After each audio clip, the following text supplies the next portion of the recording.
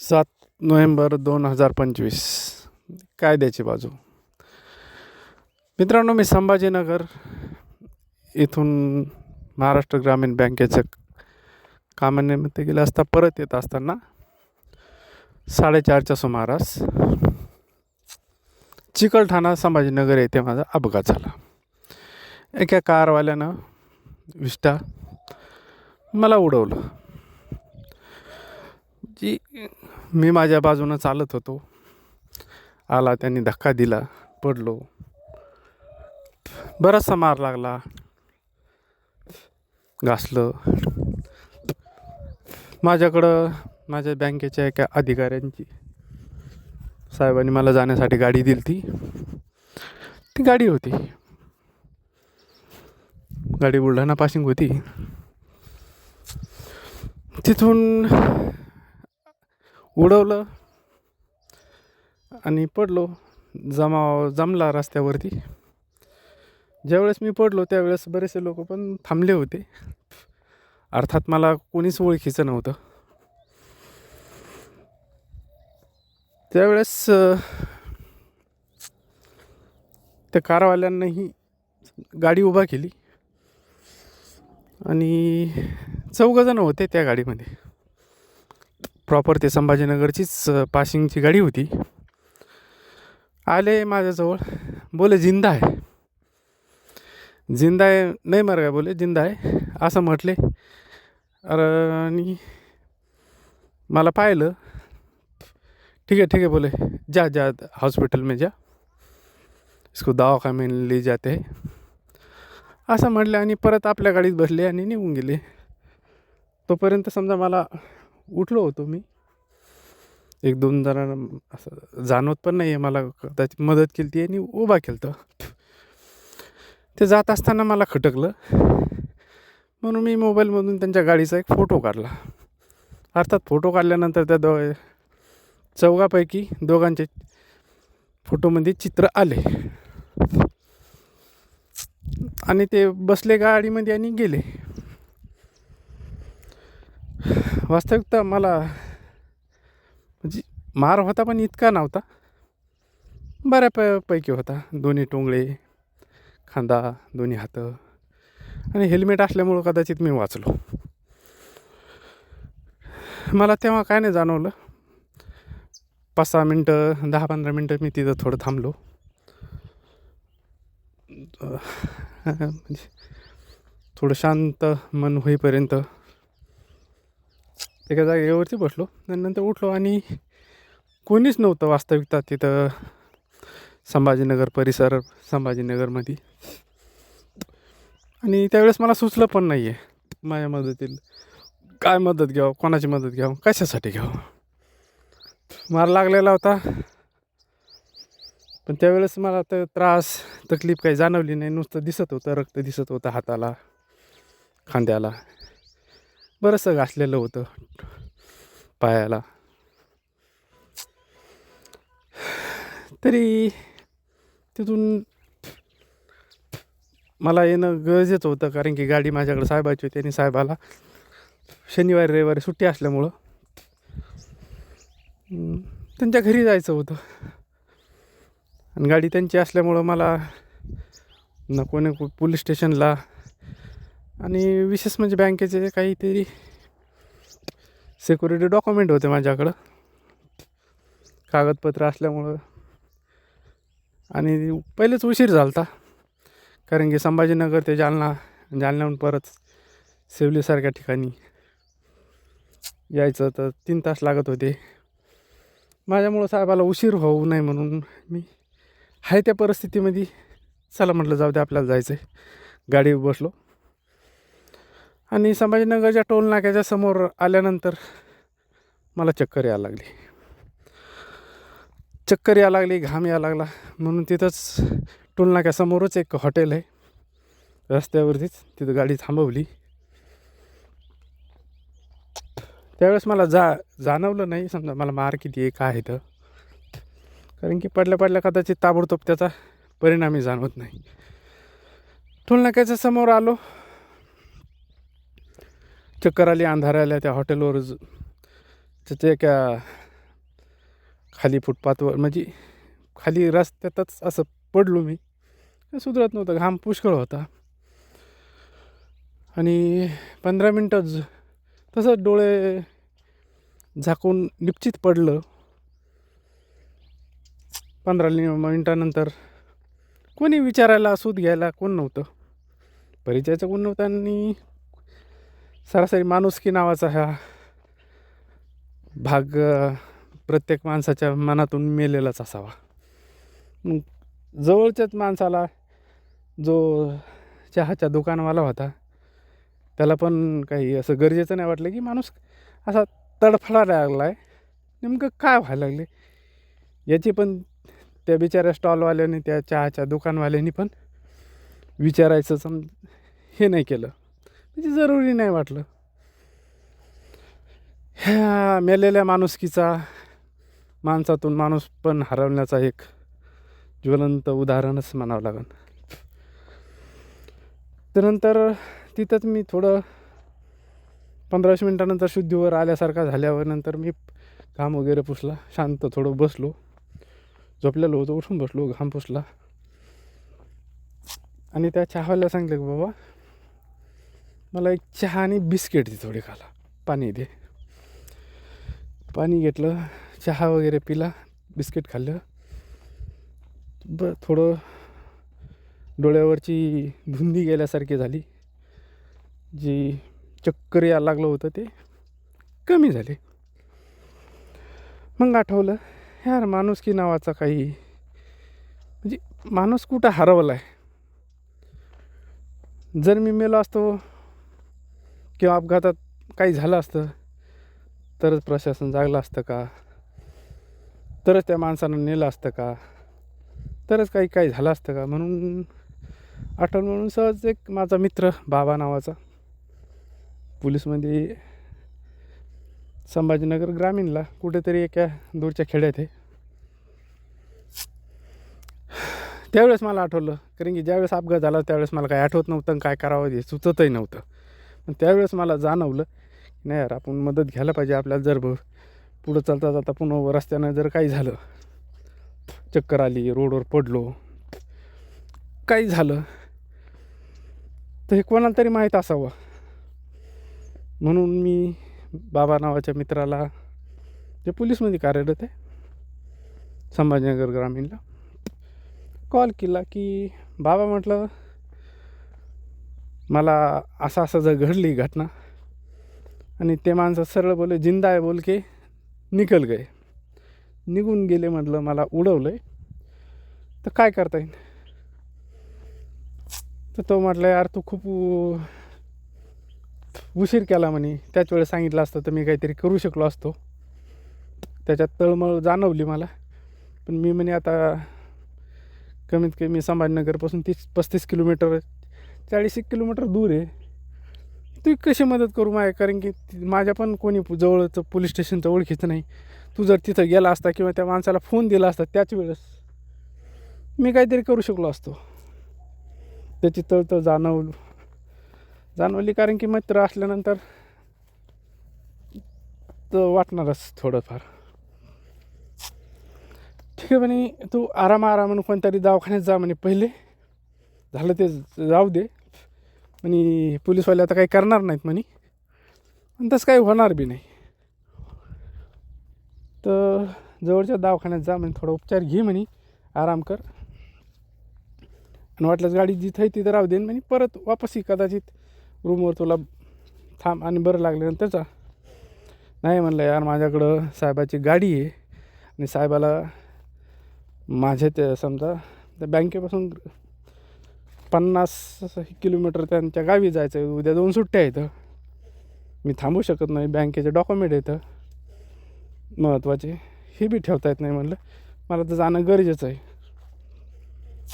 पण तुझी परिस्थिती, अरे म्हणलं ठीक आहे, परिस्थितीला पाहतो, कसं तरी करतो म्हणलं. मग तिथून निघलो मी तर नूर हॉस्पिटलमध्ये, जे जालना जिल्ह्याच्या याच्यात येतं,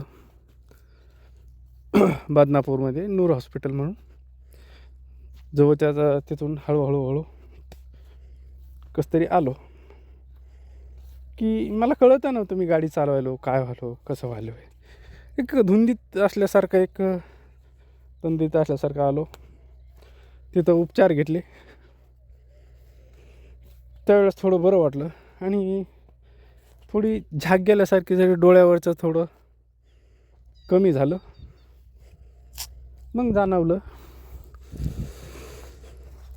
की यार ज्या माणसाला उडून जाता जाता म्हणतात की मरगा नाही बोले जिंदा आहे, असं धक्का मारून जातात आणि मरण्यासाठी रस्त्यावर तडफडत सोडून जातात. जर माझ्याऐवजी एखादा वृद्ध असायला एवढा मार लागायला लागला, तो जागी मेला असता, त्यावेळेस प्रशासन माणुसकी म्हणजे कायदा याला जाग येणार आहे का? किंवा त्या माणसाची ज्यानं उडवलं, ज्यानं धक्का मारला, की त्यांना माणुसकी नावाचं काही आहेच नाही का? काळीज आहे का नाही? मग त्यांना काहीतरी एक पनिशमेंट किंवा सजा म्हणून म्हटलं ठीक आहे, यांच्यावर आपण गुन्हा दाखल करू. म्हणून मी तसाच निघलो. तर कुठं न जाता मग डायरेक्टली जालना SP ऑफिस गाठलं. जालना SP ऑफिसमध्ये गेल्यानंतर तिथं पाहत होतं, पूर्ण SP ऑफिसला चक्कर मारली, गाडी उभा केली. तिथं कोणीही नव्हतं. पहिल्या मधल्या होतं, कोणी मला विचारलं नाही आहे बाबा तू काय कशाला फिरायला आहे, कुठं फिरायला लागला आहे, का आलास. बरेच तिथं नंतर अधीक्षक कार्यालयाकडे गेलो, ज्याला आपण SP म्हणतो, पोलीस अधीक्षक, जिल्ह्याचे बॉस. की मला माझ्या मित्राच्या बोलण्यावरून जाणवलं होतं की जर मला तक्रार द्यायची असेल तर जिथं घटना घडली तिथं जावं लागेल. कारण की कायद्यात अशी कुठलीही नाही तरतूद की बाबा तुम्ही तक्रार कुठेही देऊ शकता. म्हणायला आहे एक देश एक संविधान, फक्त ते म्हणायला आणि किंवा तोंडापुरतंच असतं. तरी म्हणलं असं एखादं काही कायद्याच्या पळवाटा जशा असतात तसं म्हणलं एखादं असं तरतूद की गुन्हा नोंदवला जाऊ शकतो की बाबा मला हे नव्हतं पाहिजे की त्या माणसांना काय व्हावं.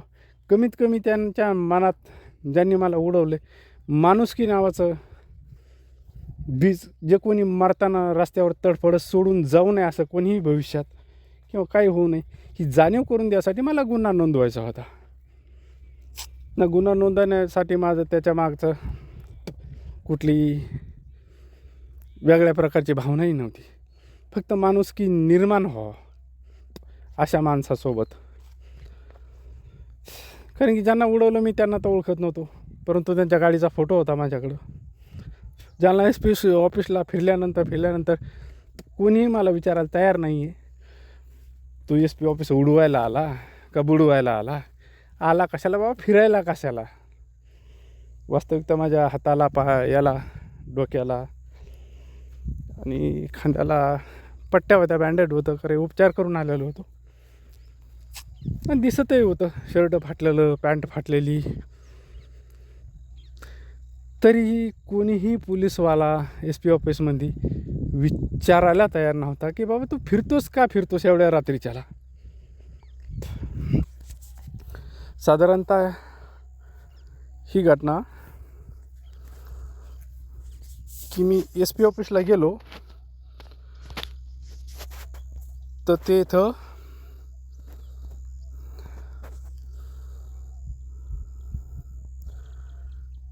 मित्रांनो 13:37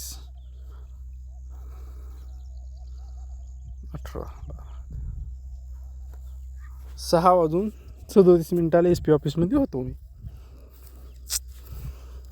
आणि साहेबाची गाडी बाहेर लावलेली होती. कोणी विचारलं ना, शेवटी वैताग संध्याकाळचे वेळ, कुणी विचारायला तयार नाही. तसं 4-5 अधिकारी आपले SP ऑफिसमध्ये, ज्यांना पोलीस अधीक्षक कार्यालय बंद, पोलीस अधीक्षक नाही, उपाधीक्षक नाही, कुठली जबाबदार अधिकारी इथं कोणीच नव्हते भेटायला. कारण की मला त्यांनाच विचारायचं होतं, सर जर असं असेल तर समजा ठीक आहे, सामान्य एखादं असेल तर त्याचं काय, म्हणजे त्याचा न्याय मिळणार का नाही, ह्या अशा अपेक्षानं म्हटलं साहेबांनाच भेटावं आणि होऊ शकतं का तसं विचारावं. जर नसेल तर दुर्दैव आपल्या देशाचं ना आपल्या कायद्याचं, की असं घटनाला नोंद पण होऊ शकत नाही. मग 4-5 अधिकारी एका खोलीमध्ये दुसऱ्या मजल्यावर, जे अधीक्षक कार्यालयाच्या बाजूलाच होती, गप्पा मारत होते. कुणी रील बघत होतं मोबाईलमध्ये, नियमाप्रमाणेच त्यांची मनोरंजनाचा कार्यक्रम सुरू होता की किंवा काय होतं ते त्यांना ठाऊक, काम करत होते. तिथं गेलो, त्यांना म्हटलं साहेब संभाजीनगरवरून येत असताना मी की अज्ञात माणसांनी मला माझ्या गाडीला धक्का मारला, मी पडलो, मला मार लागला,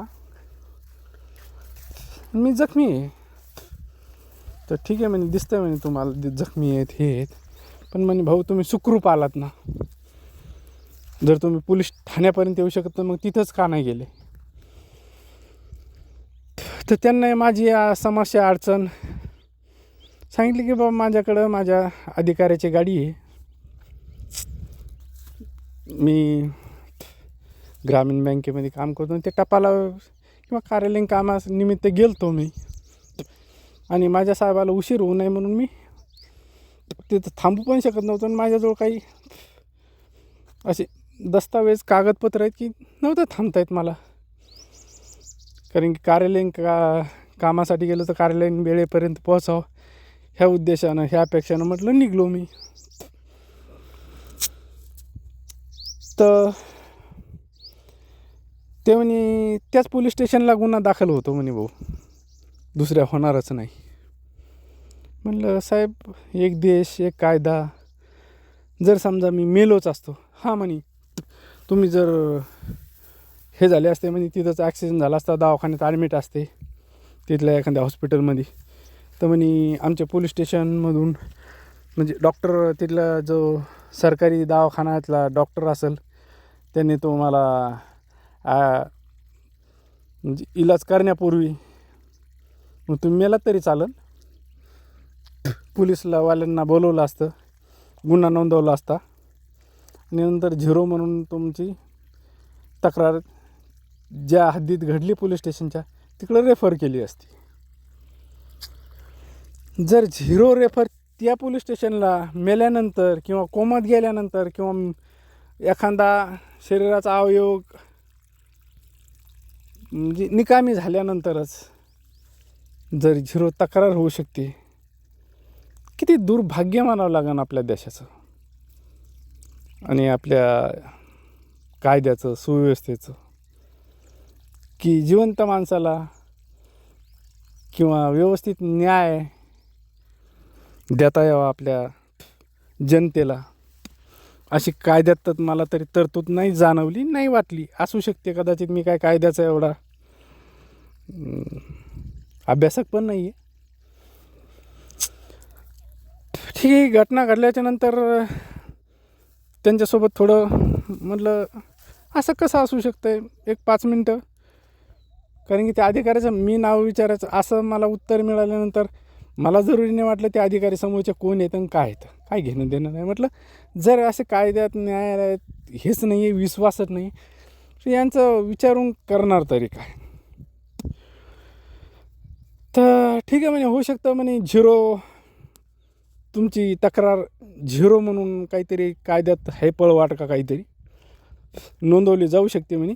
तुम्ही हे म्हणे पोलीस अधीक्षक कार्यालय आहे म्हणे, SP ऑफिस आहे, इथं तर तक्रार घेतल्या जात नाही म्हणे तुमची. पहा दुर्दैव, दुर्भाग्य, SP ऑफिसला तक्रार घेतल्या जात नाही म्हणे. तुम्ही पोलीस स्टेशनला कोण्याही जा, आणि तिथं त्याला म्हणा मला 0 तक्रार नोंदवायची. मग ते तक्रार रेफर तिथं करतील. ते चिकलठाणा पोलीस हद्दीमध्ये येतं. मित्रांनो, मी तिथून ठीक आहे निराशच होऊन निघलो. परिस्थिती पुन्हा माझी खालावली. मनानं संयम सोडला होता आणि मनानं शरीरानं दोन्ही गोष्टीनं खचलोच होतो. कुठं जाण्याची हे पण नव्हती, शक्ती नव्हती राहिली शरीरात. म्हणून मी जालन्यातच घरी थोडा आराम करायचा ठरवला. कारण की माझं प्रॉपर गाव खेडेगावात शेवली या ठिकाणी. तिकडे यायचं होतं पण वेळ झाला होता. माझ्या अधिकाऱ्यांचा फोन आला मला की त्यांनी सांगितलं ठीक आहे बाबा, तुमच्यासोबत अशी अशी घटना घडली तर राहू द्या म्हणे गाडी वगैरे. तर म्हणे या तुम्ही आरामानं किंवा उद्या आराम करा, दवाखान्यात इलाज करा. पण दुर्दैव पण असं की माझ्यासोबत कोणीच नव्हतं. मी एकटा होतो. मी कुठं काहीच करू शकत नव्हतो. म्हणून थांबलो. दुसऱ्या दिवशी सकाळी उठलो आणि शेवलीकडं निघालो. शेवली पोलीस ठाण्यात म्हणलं चला पहिल्याला आपल्याला तक्रार नोंदवायची. म्हणून ठाण्याअंतर्गत जिथं मी काम करतो, जिथं माझं गाव आहे जे शेवली, इथं आलो. म्हणलं पहिले तक्रार नोंदवावं. म्हणलं पाव काय 0 काय, कमीत कमी त्या माणसाला जाणीव तरी करून द्यावं. ज्यांना ममतेचा मायेचा पाझर नसताना जे म्हणतात की जिंदा आहे नाही मर गया बोले चलो, अशा माणसाला कमीत कमी जाणीव तरी करून द्यावं. ह्या उद्देशानं म्हटलं एक माणूस की मेलेली आहे, कुठेतरी जागी करावं म्हणून एक तक्रार तरी नोंदवावं. आणि कदाचित हा माझ्या नागरिकतेचा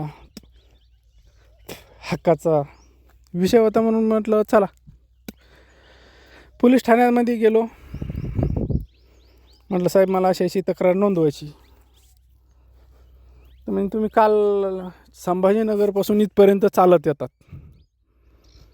बरोबर आहे, सुरक्षित येतात, तुम्हाला झालंच काय नाही. म्हटलं साहेब हे दवाखान्याचा रिपोर्ट आहे माझ्याकडं, हाताला पट्ट्या येतं, तुम्हाला चामडे गेलेले, रक्त निघलेलं हे सर्व काही दिसायला लागलं. का म्हणलं तुम्ही मला कोमात गेल्यानंतर किंवा मेल्यानंतरच माझी तक्रार घेणार होता, माझं मयत इथे येणार होतं तक्रार करायला. नाही म्हणे असं नसतं भाऊ, म्हणे ज्या त्या पोलीस ठाण्याच्या हद्दीतच तक्रार करावं लागते, इथं काय तक्रार होणार नाही. मित्रांनो, प्रश्न पडतोय कायदा सुव्यवस्था हा नेत्यांची चाटुकारी करणाऱ्या मोठमोठ्या जे नामांकित आहेत नेते अधिकारी यांच्यासाठी का गोरगरीब जनतेसाठी कायदा म्हणून काय आहे का नाही आणि न्याय मिळणार का नाही. तर माणसाचं जीवन हे किड्यामुंगीसारखं आहे. कायदा ही कुचकामी आहे. इथं न्याय किंवा कायद्याला कुठल्याही प्रकारचा थारा किंवा सहारा नाही. हे जाणवलं पोलीस स्टेशनमध्ये असताना मला. त्यांनी चक्क 0 तक्रार ही म्हणे बलात्कार झाल्यावर किंवा मेल्यावर किंवा कोमात गेल्यावर ह्याच माणसाची 0 तक्रार नोंदवता येते, घेता येते. नंतर रेफर म्हणजे तिकडं त्या याला ज्या हद्दीत घडलं आहे तिकडं तपासासाठी पाठवता येते. म्हणजे अशी परिस्थिती आहे मित्रांनो. असा एक कायदा आहे. शेवटी दुर्दैव दुर्भाग्य आपल्या देशाचं, आपल्या कायद्याचं, आपल्या सुव्यवस्थेचं, इथल्या यंत्रणेचं, प्रशासनाचं, जिथं असे बी अधिकारी येतं की ज्यांना जिवंत माणसाचं महत्त्व नाही आहे आणि काही नाही आहे. बस एवढंच की आपल्यापर्यंत कायदा कसा असतो, काय असतो, एक जिवंत आलेलं उदाहरण तुमच्यासमोर द्यावं, तुम्हाला सांगावं, या उद्देशानं मी हे टाकतो आहे. बस एवढंच मित्रांनो.